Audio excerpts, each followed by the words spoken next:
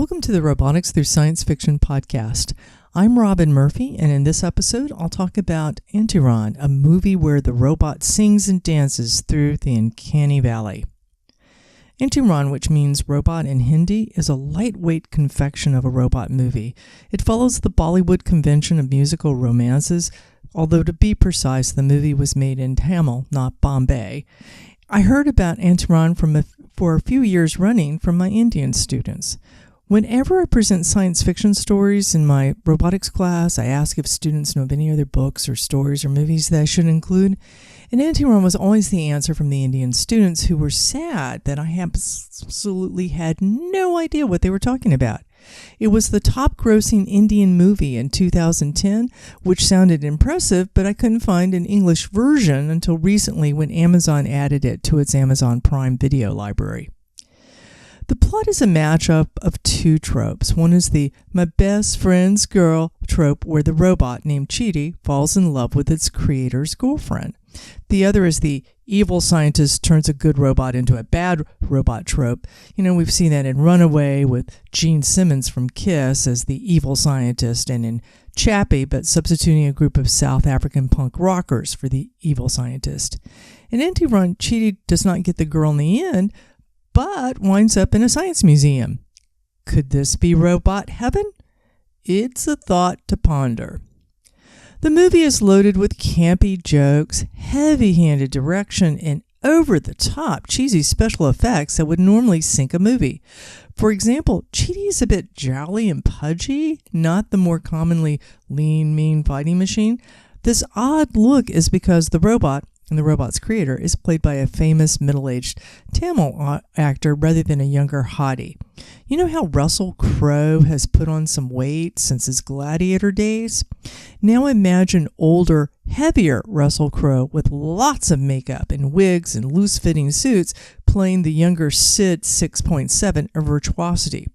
No. The point here is not to fat shame Russell Crowe, who could so pull off a mature-figured Sid. The point is that the look and feel of the movie has a kind of internal logic and genial sincerity that somehow works.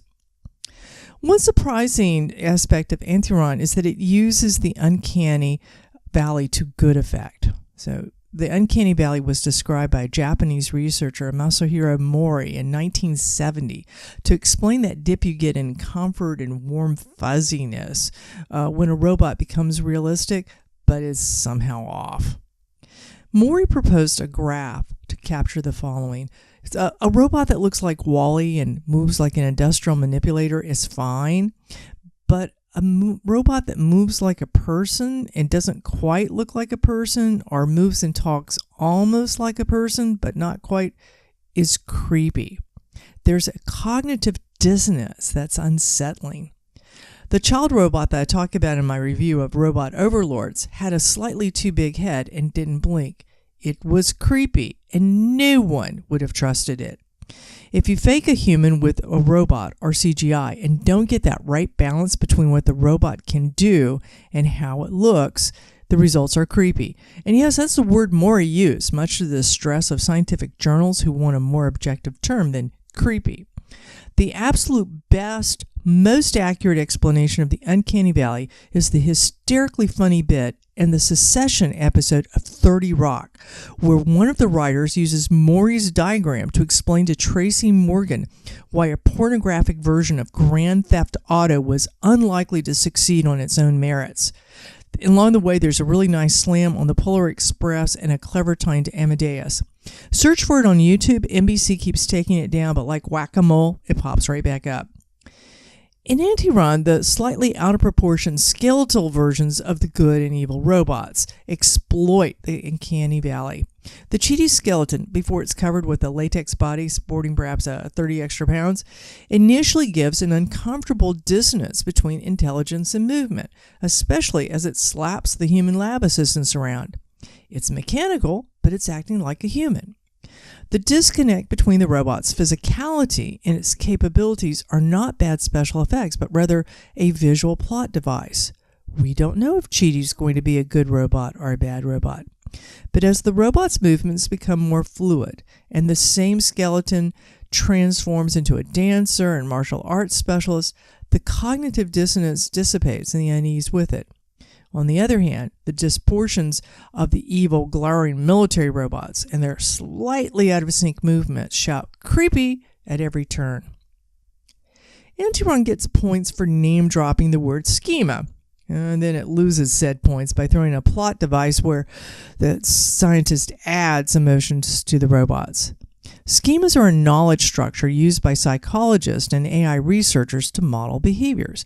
For example, a toad has a feeding behavior where its visual neurons are sensitive to small, dark, moving blobs. A blob causes the toad to turn and snap its tongue out. The small, dark, moving blob normally corresponds to flies, but it can be objects dangled by grad students because visual systems in toads really isn't sophisticated. The toads snap at the dark moving objects, and that's the feeding schema, literally a scheme or template that gets tailored based on the immediate stimulus, which, by the way, which way to turn, how far to stick out the tongue, etc. So it was reasonable that Chidi would be programmed with schemas. However, emotions would have been hard to add without a complete rewrite. Emotions have been examined and replicated in AI since the 1990s. In psychology and biology, emotions are basic and they regulate schemas. That's why they're so hard to overcome.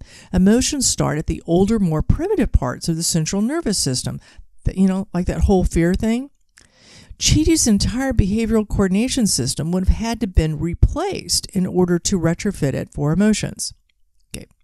Regardless of nitpicking, you have to love a movie where all the songs are about robots bringing change and offering the possibility of making the world a better place.